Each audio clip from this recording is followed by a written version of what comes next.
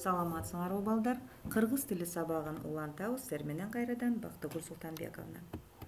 Бүгүнкү сабагыбыздын темасы чейректик жат жазуу. Биз сабакта орфографиялык жана пунктуациялык билгичтиктерибизди сынайбыз. Текстти кунт коюп угуу менен анын маанисин түшүнөбүз. Уккан сөздөрдү катасыз, таза, сулуу жазууга умтулабыз жана аракеттенебиз. Жат жазууда эмнени эске алыш керек? Созулма үндүүлөр. Кыргыз тилинде 6 созулма үндүүлөр бар.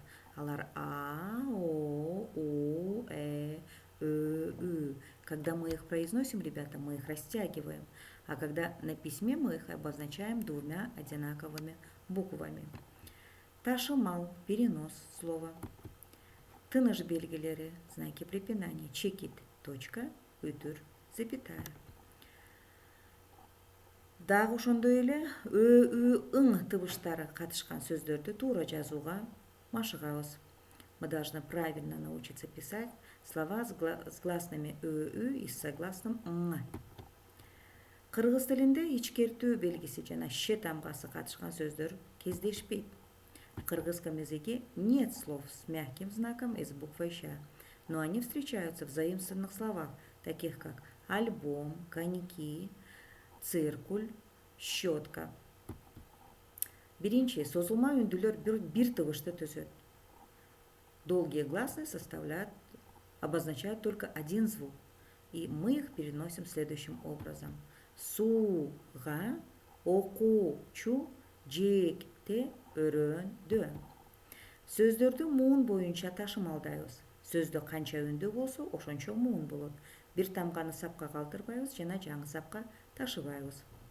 Слова мы переносим по слогам. Сколько гласных в слове, столько и слогов.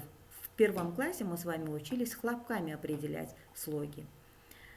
Одну букву не оставляем на строчке и не переносим на следующую строчку.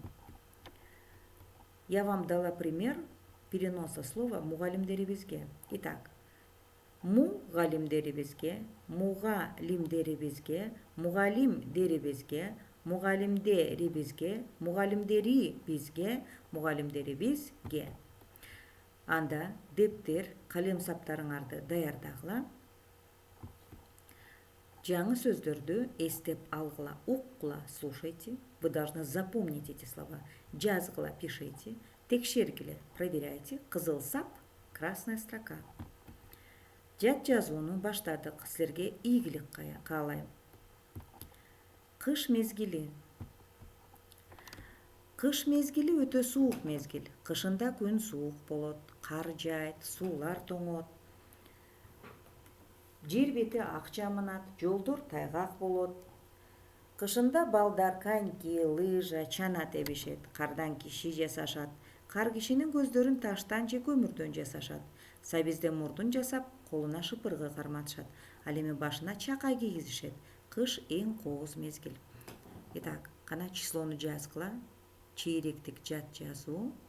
Жат жазуубуздун темасы кыш мезгили. Кызыл саптан баштайбыз биринчи сүйлөмдү уккула. Кыш мезгили өтө суук мезгил. Ребята, знак препинания запятую мы будем расставлять, когда будем проверять предложение. Итак, жазгыла. Кыш мезгили өтө суук мезгил. Текшергиле. Кыш мезгили өтө суук мезгил. Уккула.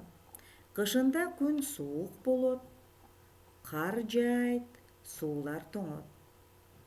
Жазгыла. Кышында күн суук болот, кар жаайт, суулар тоңот. Текшергиле. Кышында күн суук болот, кар жаайт, суулар тоңот. Уккула. Жер бети ак жамынат. Жазгыла. Жер бети ак жамынат. Жер бети ак жамынат. Уккула. Жолдор тайгак болот. Жазгыла. жолдор тайгак болот. Текшергиле. Жолдор тайгак болот. Кийинки сүйлөм кызыл саптан башталат. Кызыл сап. Уккула. Кышында балдар коньки, лыжа, чана тебишет. Жазгыла. Кышында балдар коньки, лыжа, чана тебишет. Текшергиле. Кышында балдар коньки, лыжа, чана тебишет. Уккула. Кардан киши жасашат. Жазгыла. Кардан киши жасашат. Текшергиле. Кардан киши жасашат. Уккула. Кар кишинин көздөрүн таштан же көмүрдөн жасашат. Слово тебишет. Ребята, я забыла, простите, проверьте с экрана. Жазгыла. Кар кишинин көздөрүн, слово кишинин с экрана списываем. Кар кишинин көздөрүн таштан же көмүрдөн списываем с экрана. Кар кишинин көздөрүн таштан же көмүрдөн жасашат. Текшергиле. Кар кишинин көздөрүн таштан же көмүрдөн жасашат. Уккула. Сабизден мурдун жасап, колуна шыпыргы карматышат. Жазгыла. Сабизден мурдун жасап, колуна шыпыргы карматышат. Текшергиле. Сабизден мурдун жасап, колуна шыпыргы карматышат. Уккула. Ал эми башына чака кийгизишет. Жазгыла. Ал эми башына чака кийгизишет. Слово кийгизишет с экрана списываем. Текшергиле. Ал эми башына чака кийгизишет. Кийинки сүйлөм кызыл саптан башталат. Кызыл сап. Уккула. Кыш өтө кооз мезгил. Кыш эң кооз мезгил. Жазгыла. Кыш эң кооз мезгил. Текшергиле. Кыш эң кооз мезгил. Анда жат жазууну башынан баштап текшерелик. Проверяем диктант с самого начала. Кыш мезгили. Кыш мезгили өтө суук мезгил. Кышында күн суук болот, кар жаайт, суулар тоңот. Жер бети ак жамынат. Жолдор тайгак болот.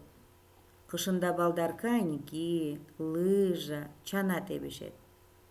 Кардан киши жасашат. Кар кишинин көздөрүн таштан же көмүрдөн жасашат.